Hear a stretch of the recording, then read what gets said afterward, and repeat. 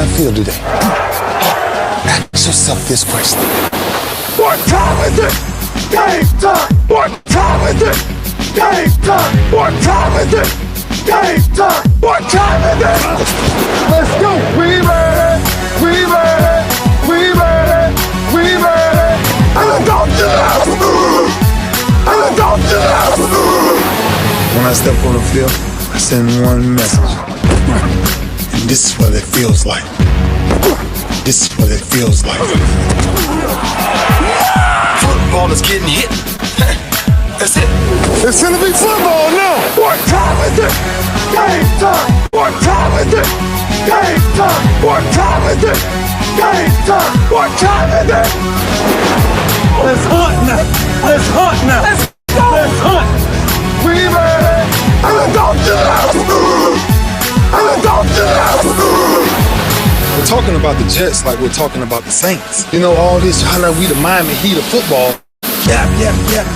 The bottom line is you got to buckle up your chin straps. It's embarrassing. Yeah. Don't disrespect the game like that. There's too much crying from them. He's a man. They can be hit just like us. He's a man. You already make the big money. He's a man. Don't cry when you step on the field, man. That's war out there. When I step on the field, I send one message. And this is what it feels like. Oh, my bad. Your bad don't work in my world. What time is it? Game time! What time is it? Game time! What time is it? Game time! What time is it? Let's go! Let's go! Let's go! We made it! And let's go to the house! And let's go to the house! It's a wrap. Game over. Yeah, no, this game ain't over. It's just getting started right here on the lunch break on the legendary KYLK. I'm sorry. I'm not on KYLK. I called into there this morning, did a sports update. Now I'm back in old form. But let me get the coach, Johnny Cole, on. Coach Cole, what it do, baby? What's going on? Man, I got all kinds of background problems. You know, I'm in the studio and they're trying to get it together and they move something. And now my background is all jacked up, but I'm pressing through it. I'm pressing through it because we building something that's going to be real nice. Well, you know, that's some, you know, as a football coach, man, ain't nothing ever perfect. As long as the ball is inflated the right and you got 11 on the field, we'll fix everything else.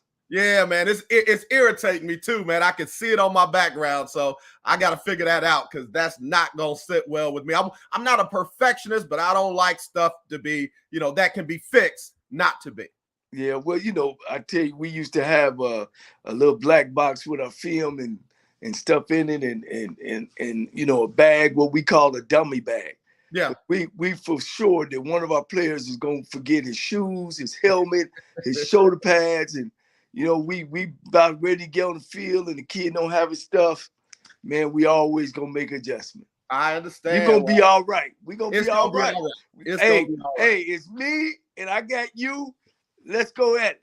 Let's get it. Well, Coach, a lot has happened since we last talked. Where do you want to begin? You want to begin with that Final Four with Kansas and Villanova and the storied fairy tale. Hold on, let me wipe my eyes. The story fairy tale ending for Coach K came up short.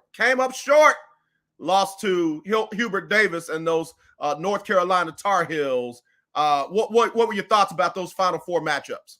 Well, I tell you what, you know, it was a heck of a game. What we had 19-20 lead changes. Yep. The game went back and forth. Unfortunately, it had to be a winner, which is UNC. But those kids, they played their heart out for Coach K. And, you know, what can you say for a man that started coaching back in 1975? I think I was like 12 years old. Man. And, you know, a glorious career. Can't say enough about his success and the kids that he's touched. His program has always been first class. And, you know, he's a guy that you can mark yourself behind and learn from. Yeah, I'm with you on that. Again, he had a Hall of Fame story career, already in the Hall of Fame, but a Hall of Fame story career that came to an end, losing twice to Hubert Davis in North Carolina. He lost in the final game before the tournament, and he lost in the tournament to North Carolina. What do you say about a first-year coach that leads his team to the national championship game? Well, I was going to say that, if somebody needs to be celebrated and saluted, it's got to be Coach Hubert Davis. I mean, taking over and being the first Black coach at the university, and a lot of people had a lot of things to say, naysayers, as let's go out and get us a name guy.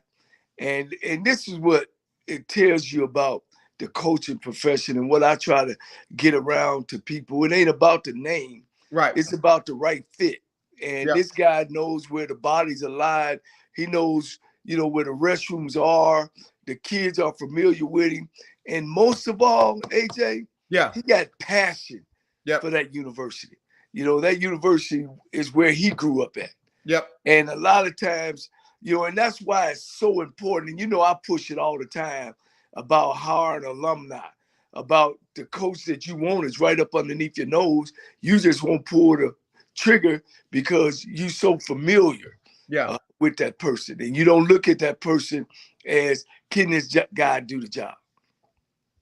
Yeah, I tell you what, he definitely showed he could get the job done because North Carolina got off to a, up and down start during the season, and they came into this tournament seeded number 8, and bro, they on their way to the national championship game. So I'm going to say this, you can't say enough about Hubert Davis. Can't say enough. I mean, there's a lot of big name coaches out there that got the experience and got all the bright lights and all that, and the little guy over in the corner, you know what I mean, that was a third assistant at one time, and he would go get the chalk in the dry erasers, I should say, and and the equipment, hey, get the warm-up suits over there.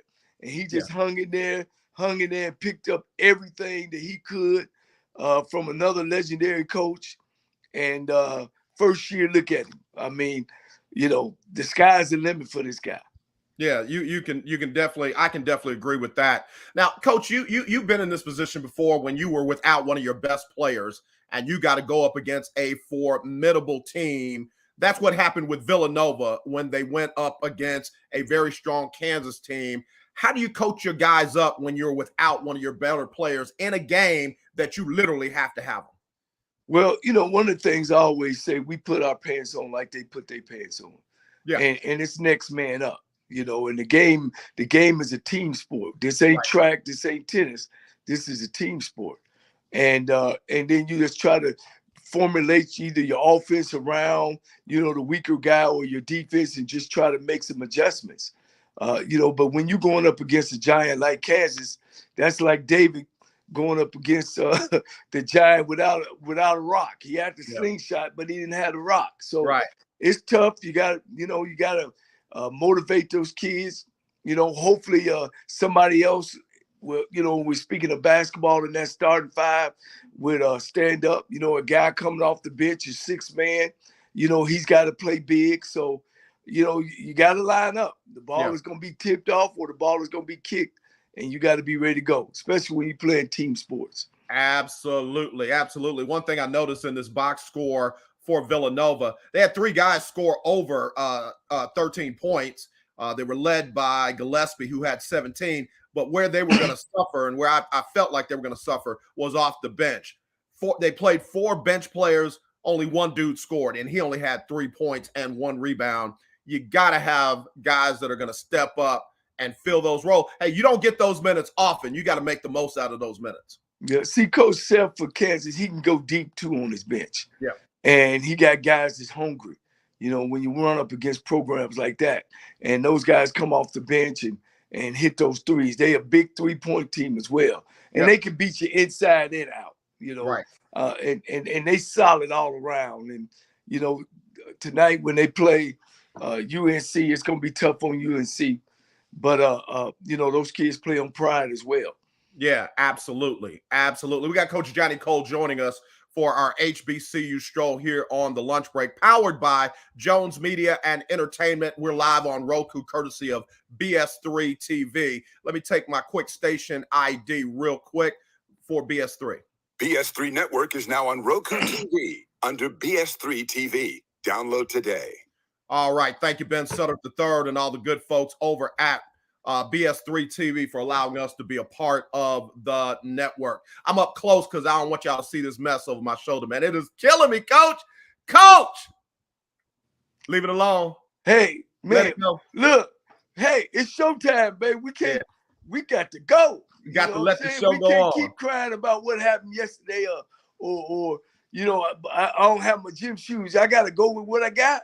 Absolutely. Absolutely. All right, Coach. So in that last game, it was North Carolina 81-77 over Duke. Again, Kansas beat Villanova 81-65. So tonight at around 8:20 Central, live on TBS, it is Kansas versus North Carolina. You played basketball, Coach. You played it at a high level. What you got tonight? Kansas is tough. I think it's their time. I think UNC coming off that big emotional game the other day, and carrying that over to and then Kansas go deeper on the bench than UNC can. I think the inside game of UNC, they got to come with it. They got to bull well. They got to give only give Kansas one shot at the basket. If not, it's going to be a long night. Yeah, no, I feel you, but I'm wondering if North Carolina could be Cinderella tonight. Can they be the underdog? Right now, they are a 4-point underdog to North Carolina. To Kansas. Can North Carolina pull it together and pull out what would definitely be an upset?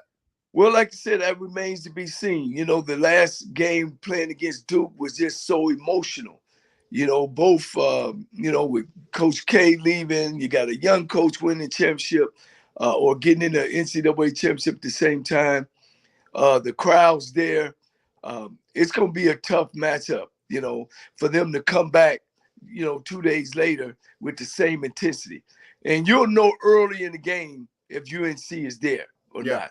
And if they come in there with great intensity and, and once again, they didn't go real deep on their bench, and that's going to be a problem, playing games back to back when Kansas can go 7, 8, 9 deep.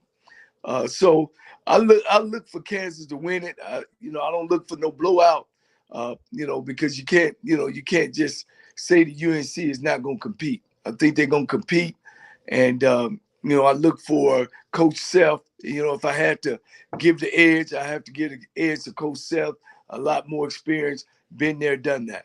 Yeah, well, I tell you what, the big man for North Carolina had 21 rebounds. They had another player, Black, that had 9. Davis had 7, and then they got 28 points from Love. If they can control the ball off the boards from Kansas, they got a shot because rebounds mean opportunities for your team. Without doubt. And the guy in the center is Love. What kind of game is he going to have? He's been carrying this tournament. And, he started off slow the other day against Duke, and he ended up having 21 in the second half. Yeah. And he's a big second half guy. So, rebounds is always important. But I think they have the skill guys in the backcourt to be able to make him work a lot, make him work for his shots. Right. We'll see what happens tonight. Again, the big national championship game between North Carolina and Kansas. It'll tip off a little bit before 8:30 Central. All right, Coach, history was made last night.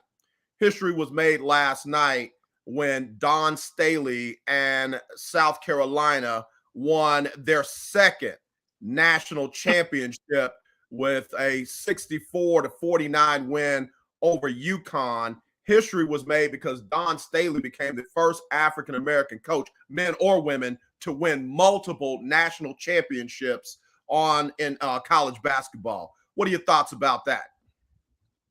Well, you missed out one of her records. She's the only undefeated. Yeah, she's the only undefeated coach, or I think the second undefeated coach in the finals.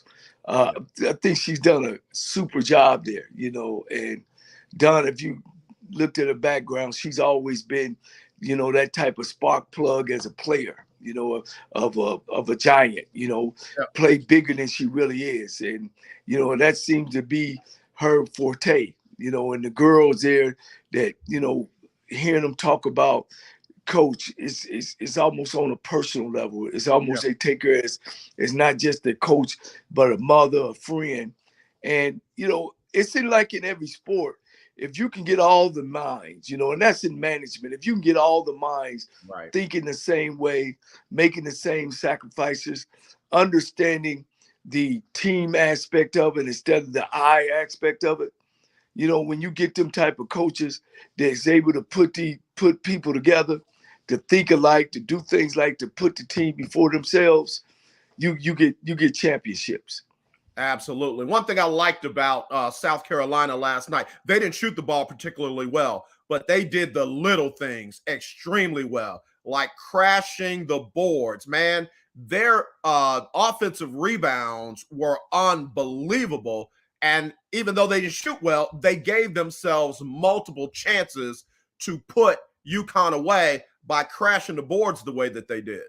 Well, you know, one of the things, too, they did very well was play defense. Yeah. You know, defense wins championships in any sport, you know, and they knew they had to play them hard and not let those girls set their feet. So a lot of the shots that UConn was shooting, they were shooting with their feet moving, coming off, you know, they wouldn't let them set. Yeah. And as you say, they did a great job only giving them one shot. Yep, they're one and done, you know, a lot. And that was the game plan. The game plan was to not let them spot up and shoot, let them make them shoot on the run, and then we, you know, of course, we crashed the boards. Yeah. And South Carolina has been doing that all year, you know, and when they don't do it, they slipped up the couple of losses that they had. But I just thought that, you know, those girls was on a mission.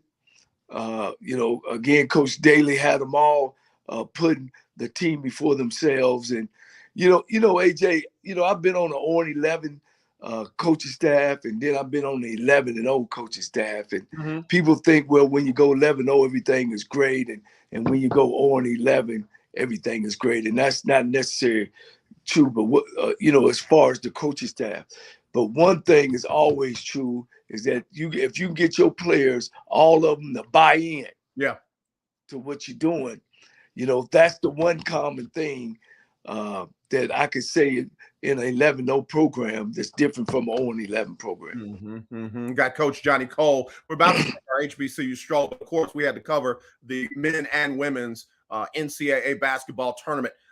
Coach, one of the things I wanted to kind of touch on real quick before we jump on the HBCU side, when I think back to former college players that are now head coaches, it seems like Kim Mulkey and man, I done drew a blank on her name. She used to coach for the San Antonio Spurs. She's now Becky Hammond. Yeah. It seems like they get more notoriety and coverage than Don Staley does. Don Staley's been the Olympic head coach, led the team to gold medals. Don Staley has now won her second national championship at South Carolina. Why still the disparity in coverage between a Kim Mulkey, you know, who has won something? I can't say she ain't won nothing. Becky Hammond ain't won nothing.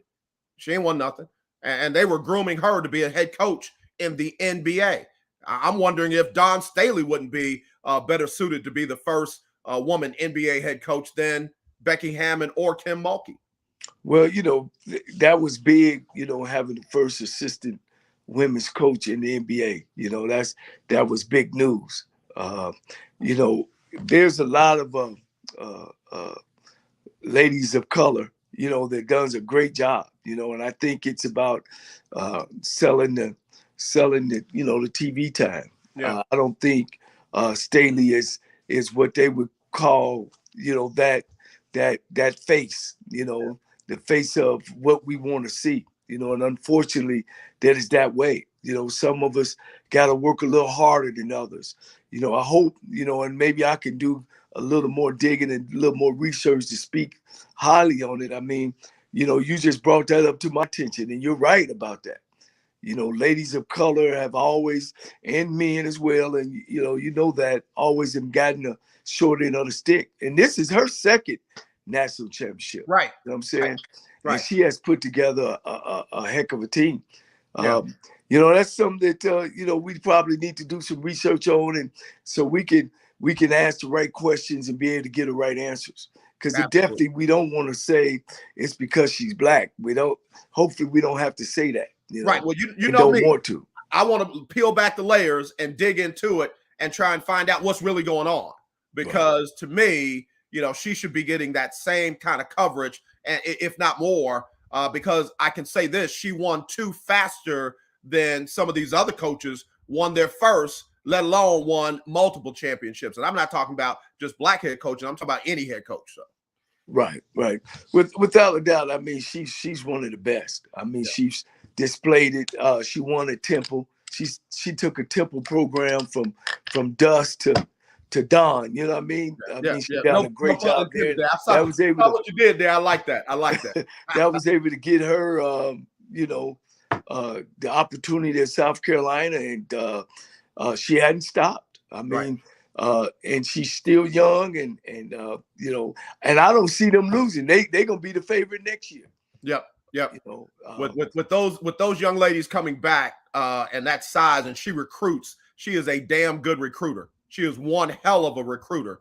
I like it. I like it. I'm wondering if there is not a transfer in power from a UConn who lost their first game in the championship. That was the first time. They're 11-1 in championship games. Is this the beginning of the transfer of power from UConn to South Carolina?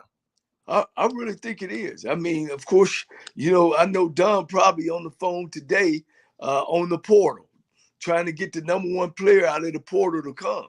Yeah. I mean, they are big and they are deep.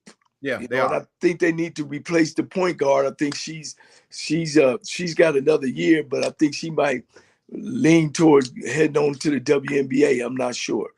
Yeah, Destiny Henderson had a big night last night. She led the way with 26 points in that win. But man, I gotta real quick shout out Aaliyah Boston for her character and her grace, because when she was called by another name, when it was time to present her with the most valuable player trophy, that young lady, that could have gone in a whole different direction. But you can tell that young lady has a great amount of grace, character, and class. Without a doubt. I mean, you wouldn't expect anything different from Don's players. Yeah. And I'm pretty sure, Don seems to be a coach. She coaches every inch. Yeah. She coaches all the little things, and most coaches coach the big things and look over the small things. Yeah. I think the successful coaches coach the small things that will fix the big things. Yeah. So those ladies had a lot of class. They never got upset. They stayed with the game plan, and that's just an example of the coach. Yep. Coach Johnny Cole joining us here on the lunch break, powered by Jones Media and Entertainment, live on Roku, courtesy of BS3 TV. Want to shout out to Ben Sutter III and all the good folks over at the BS3 TV network. If you got a Roku streaming device, just download BS3 TV. You'll be able to check out the lunch break and other great shows right in the middle of your big screen TV. And we got a shout out to T Sellers. She says, "Hey, big time Johnny Cole." That's old classmate, class 81. We having a reunion coming up because we put it back because of COVID. And Miss Sellers, you better show up because I'm coming to Dayton, Ohio. I'm gonna knock on your door. Man, one of the best dudes out there, Captain Trey Pike, said while talking about schools from Columbia, South Carolina, "Johnny, how is LC doing with spring ball? Hadn't talked with him in a couple of weeks." He's out at Allen University, and they just now entering the SIAC conference. And, LC is the best coach I ever been affiliated with, and he happened to be my brother. And he transcended HBCU football, by just the administrative part as well as the football part. First coach to get a football operations person, first black college to get a strength coach directly towards football. He came in with a uniform code, You know, he just you know, coach things like I was saying earlier. You know, all the small things, and took, you know, GPA from a 1.5, 1.7 to like a 2.9, graduation rate at 99% by the time he left Tennessee State. He's just a fabulous coach, and you know, I can't say enough. That's outstanding. Moses, he's doing great, Trey. Yeah, Moses Harper said, head ball coach JC, my mentor, changed my life in coaching.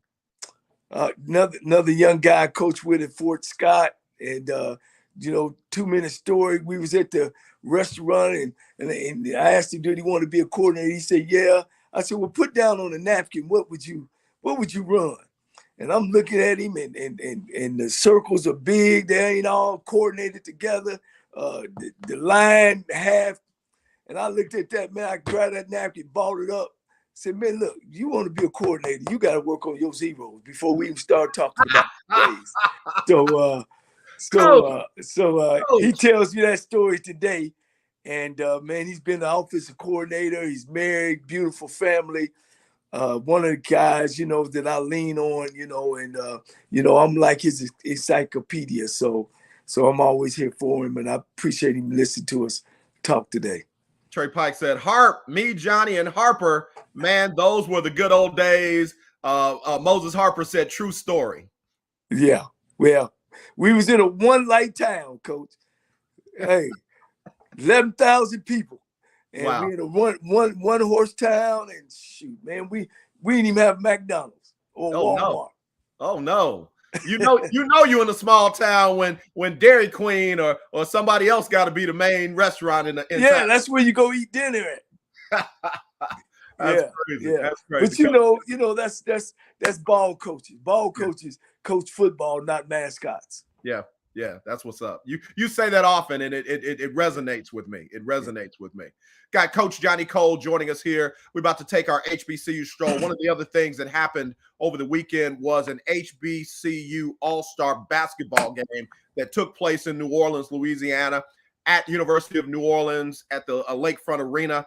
And Coach, it was a very good game. Very good game. 79-75 was the final score. That one was won by Coach Team McClendon in honor of Hall of Fame coach John McClendon, and they beat Team Gaines, named after Clarence Big House Gaines, 79-75. First of all, what were your thoughts about them putting together that HBCU All-Star game, and then what did you think about the performance in the game?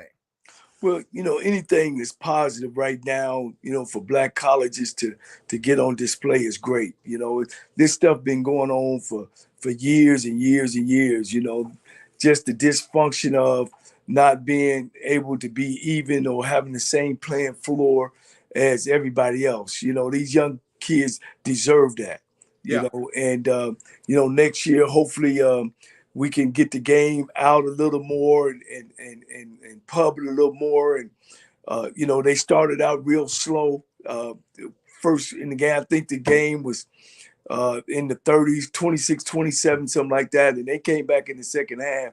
And you could see all the kids start relaxing instead of pressing and wanting to make, you know, this big, you know, scene of being seen, you know, about the game. And you know, once they settled down, you know, they were able to start hitting those shots that they were making or they wasn't making in the first half. Well, Coach, I know you want to get this out there. One of the best performances in the game came from Bryson Gresham, who happened to play at Texas Southern. TSU, we love you. I had to set you up for that one, Coach. He had a very good game. He's from New Orleans, so that was even more special. Had 12 points and 7 rebounds in that game. Yeah, he could play, Coach. I think that hopefully he'll get him a shot on the next level. You know, we always have 1 or 2 up in there. I think we got 1 player in the NBA now, Robert Covington, I think, and his brother was there before him. Yeah. So hopefully we could get him up there. He was one of the bright spots of the game. Big rebounder, can score underneath. Yep. Big hustle player. Yep. Hopefully he'll have opportunity to make one of the NBA teams. Yeah, that would be absolutely great. Coach, let's see, Trey Pike said, Johnnie and the bar napkin stories. One thing he told me as a young coach, we learn more from each other on a bar napkin than stuffed up in an office. Yeah, them two guys, they was kind of my support team, and two bright mind that's going to really, evolve and move up into this game. I love them both. They really, really helped me make it through that small town because, I wasn't used to being in a small town. So, my hat go off to Trey and my man Moses. All right, let me take another quick station identification. We'll come right back right after this. BS3 Network, changing the way you listen to podcasts. All right, I want to thank Ben Sutter III for allowing us to be a part of the BS3 Network. Because of that, we're live on Roku, streaming to millions of homes absolutely every day. Coach Cole, let's talk about some football. Spring games. Grambling had a full house at their spring game. What were your thoughts? What do you think about these spring games? I know we've talked about this, and you want to get as many eyes on your program as possible. You like that. What do you think about these spring games and how some of these teams are promoting them and the support that they're getting around them? Well, on the coaching side in the spring game, you want to find players. The kids coming back from last year, you want to try to find and see what players develop. That's why the spring is good to find those players that that you can count on coming in the fall. The other thing is more of administrative as far as the head coach and AD is you want to use it as a fundraiser. You want to use it as the spark interest in the game. You want to use it as selling season tickets. You want to use it as, giving people information on, how your summer going to go. Are you throwing a football camp?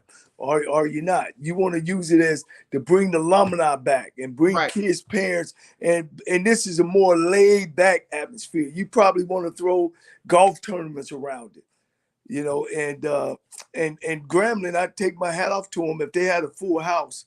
The athletic director and the people who help put the game together, man, that's very special. And that's what spring games is supposed to be about.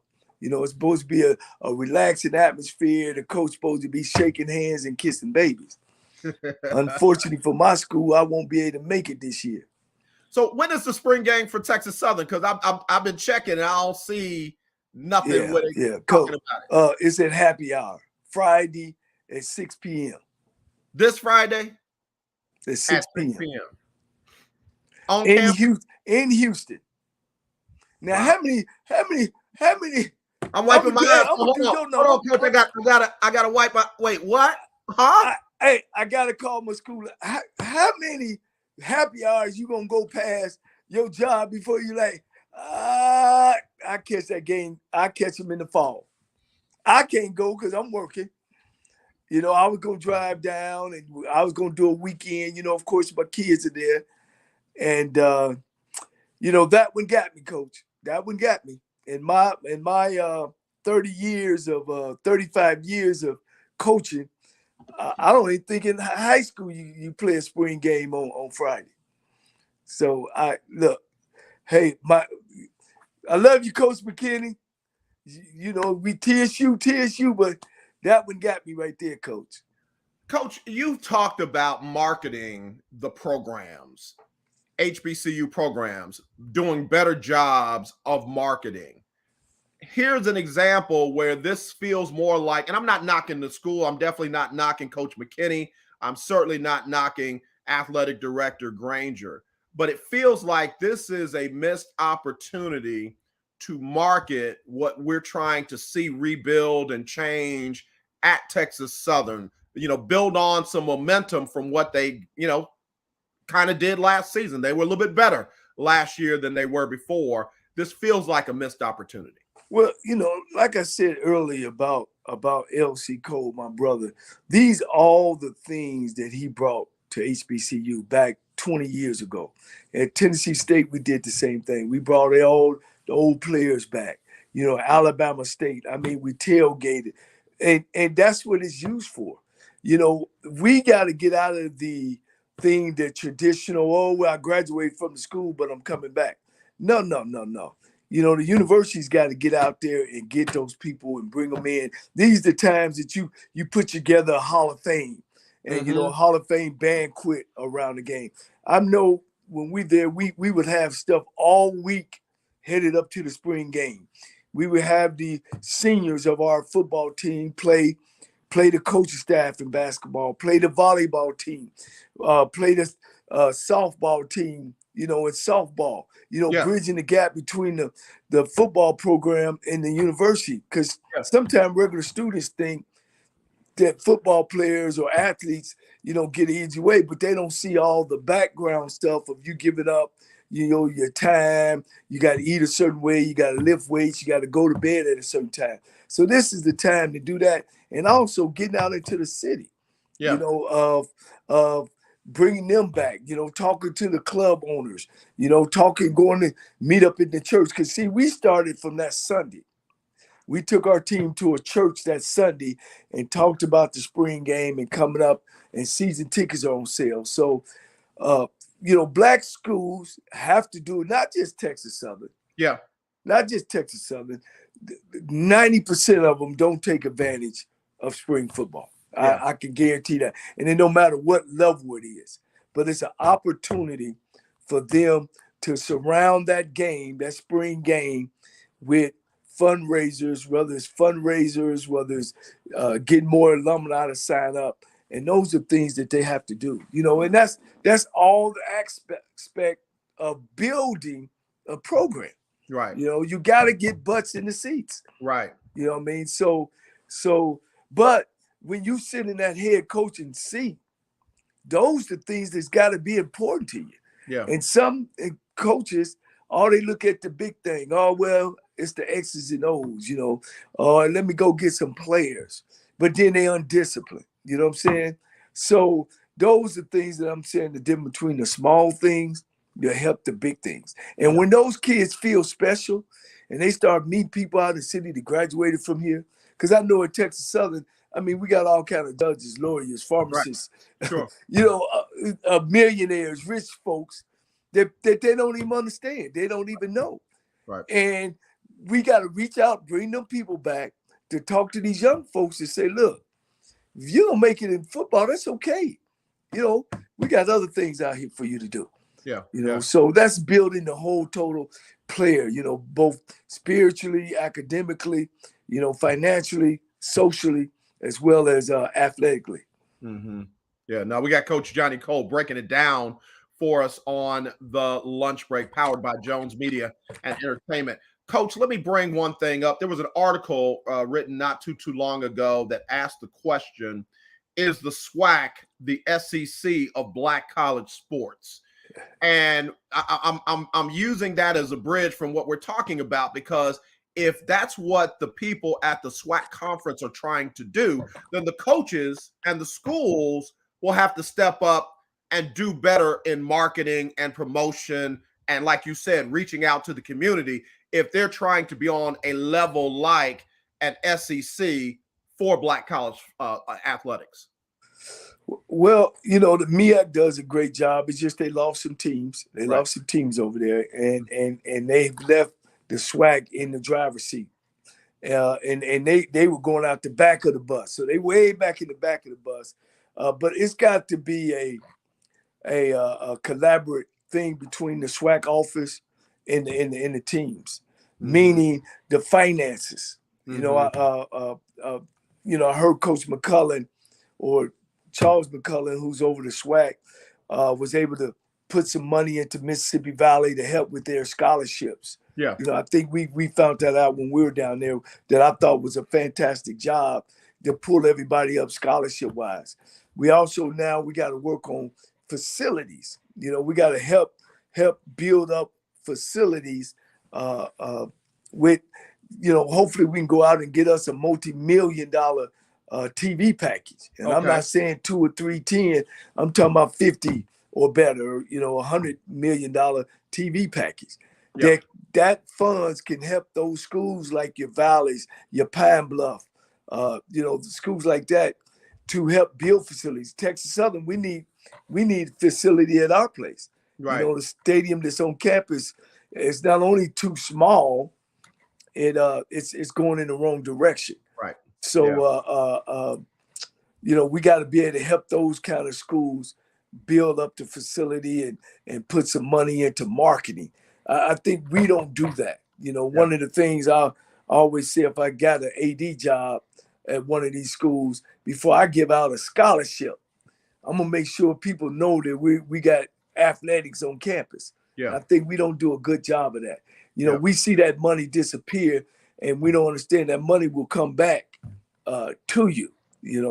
And sometimes we don't. And I'll be honest, sometimes we don't even have enough. You know that as well. Yeah. No, Coach Johnnie Cole, again, giving it to us right here on the lunch break. I apologize for switching gears so quickly. We got an hour now, a little bit less than an hour for the show. So I want to make sure we cover all things. I can appreciate a writer. I want to give him credit because not many of the national writers do this. But Emory Hunt took a good look at the small town college players that could go in the upcoming NFL draft, and a couple of them came from HBCUs. The first one on his list is a defensive lineman out of Fayetteville State by the name of Keyshawn James, 6'2", 283 pounds.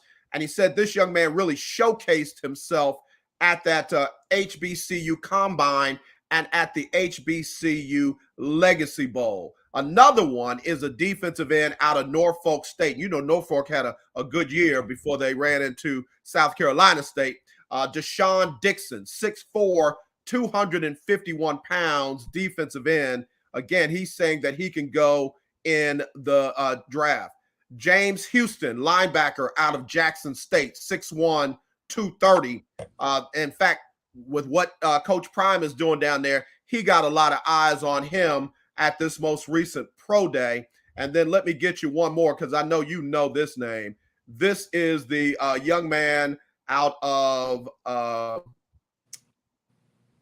Tennessee State, free safety Corey Rahman, 6'2", 295 pounds there, and then the defensive back out of Florida A&M. What are your thoughts about some of those prospects? And now that people have seen them in some of these combines, they're saying they can play and should be drafted.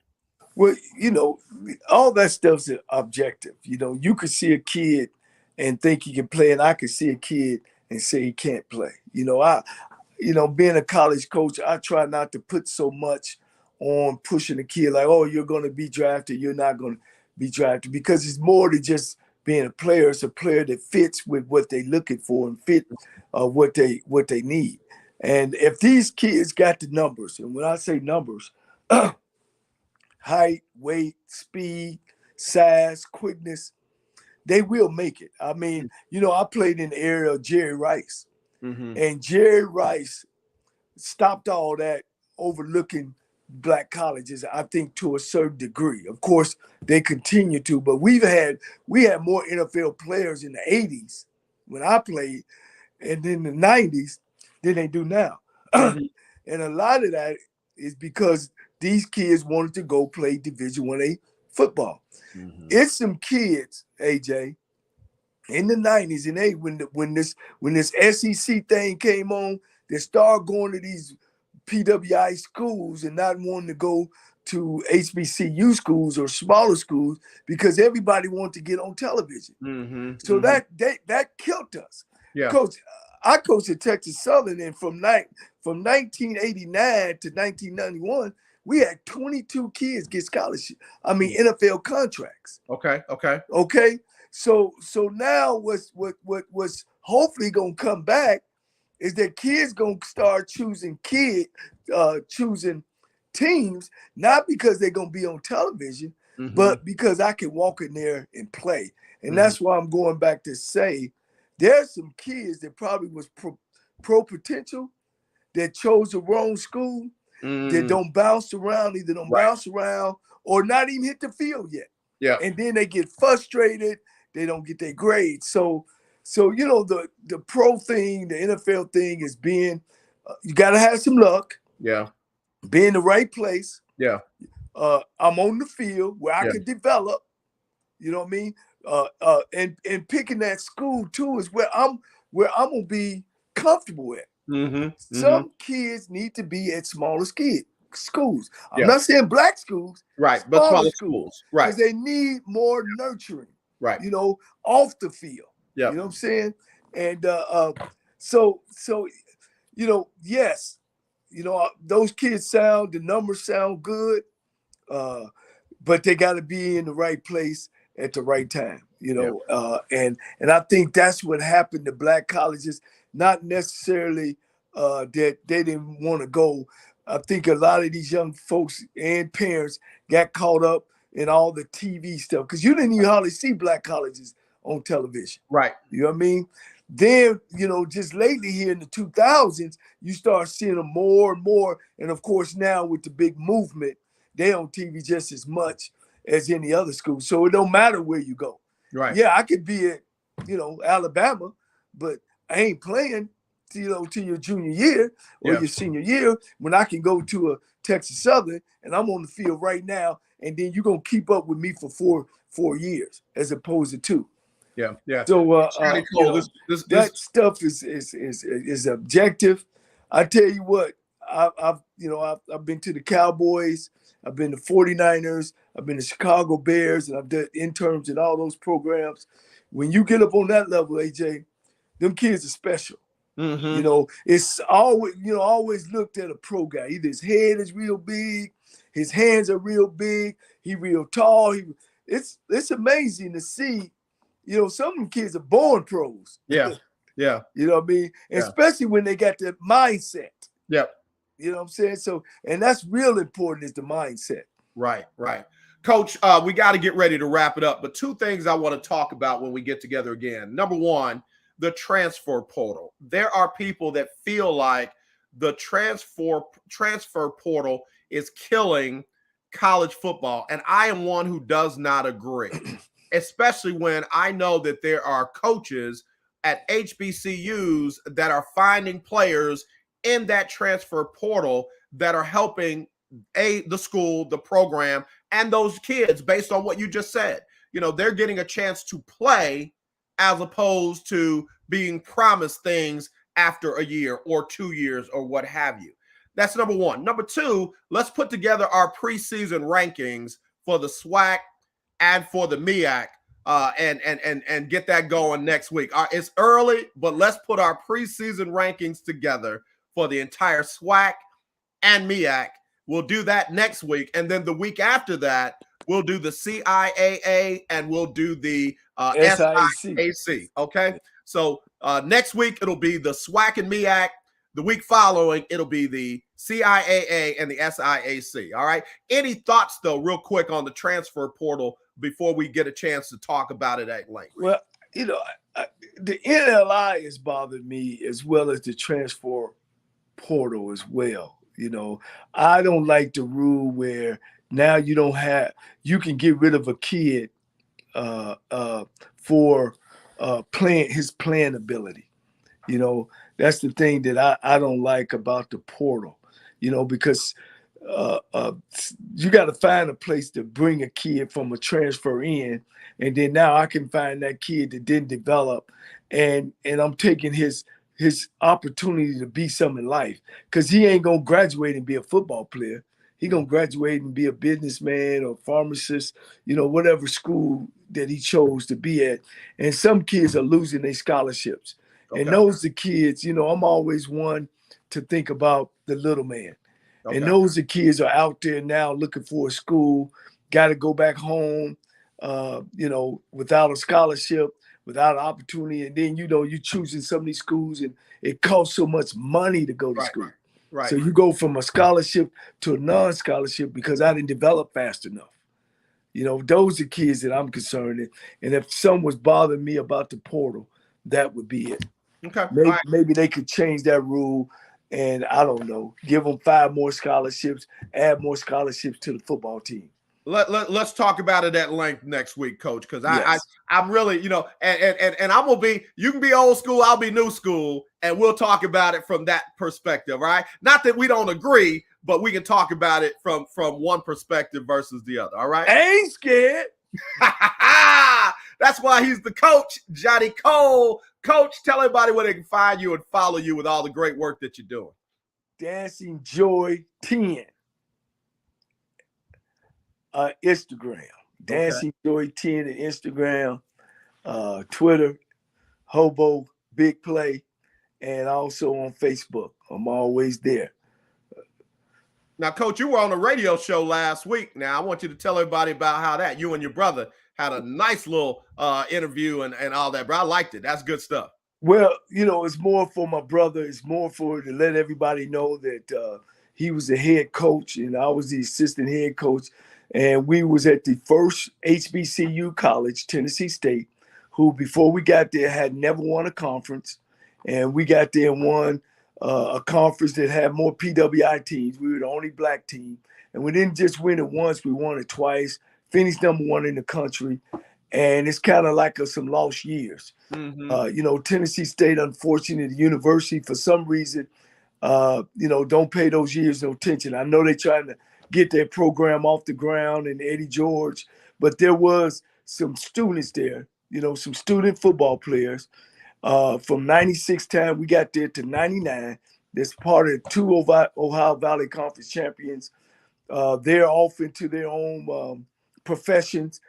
They were some great guys, and it's unfortunate that the university don't honor those guys, don't honor LC, never mention that they've won a championship.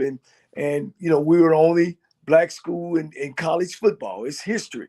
Yeah. It's American history. Yeah. To win a predominantly white conference 2 years back to back. Yeah, the Ohio Valley we broke all the conference records offensively. Fortunately, I had great coaches around me as well as my brother, you know, letting me do my thing. And we broke all the conference records, career records, seasonal records in offense. And, you know, again, I can't emphasize it enough. We got Leonard Moon down in Houston. He's a sports writer, and he's trying to get us in the American Museum of Black History. Mm-hmm. We're in negotiation and talking, and he's trying to do some other things. Those kids deserve absolutely more than what they've gotten. Yeah. And they don't even mention it. It's like we didn't play football in 98 and 99 there. Yeah, so unfortunately, we're going to talk about that next week as well, because that needs to be shouted from the rooftops. They're not going to write out our history. They're very comfortable doing that, but you know me, on my watch, Doc, it ain't going to happen. It ain't going to happen. Well, you know, and there's been some great black coaches, you know, your Eddie Robinsons, your Jake Gethys, your Marino Castles, you know, so many coaches that coached football that came through.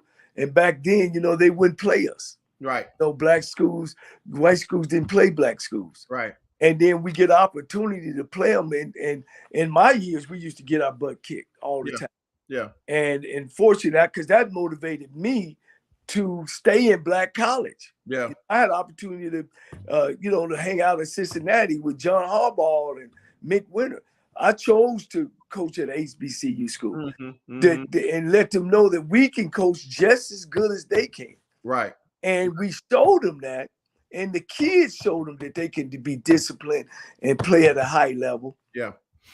And we just, unfortunately, that it's going on this long, over 20 years, and the university don't even mention that we won championships in 98, 99. Matter of fact, the conference don't even, they stopped keeping records. They cut off at 2000.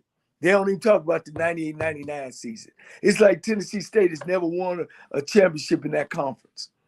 That's that's crazy. That's absolutely. Well, again, we'll add that to our conversation next week. We're going to talk about the transfer portal. We're going to talk about the our preseason power rankings for the SWAC and for the MEAC, and we're going to talk about history at our HBCUs. Coach, as always, appreciate you. Thank God for you. We'll look forward to having you back on next Monday. Thank you a lot. Again, hey, when I sleep at night, I know somebody got my back, and that's you. Appreciate you. Already know. You already know. All right, Coach, we'll talk soon. Bye-bye.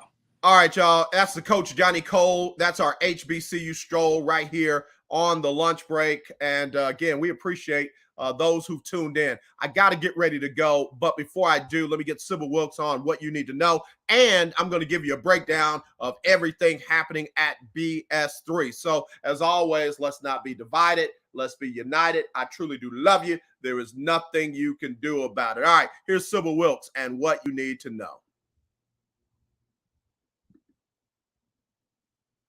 It's Sybil Wilkes with what you need to know.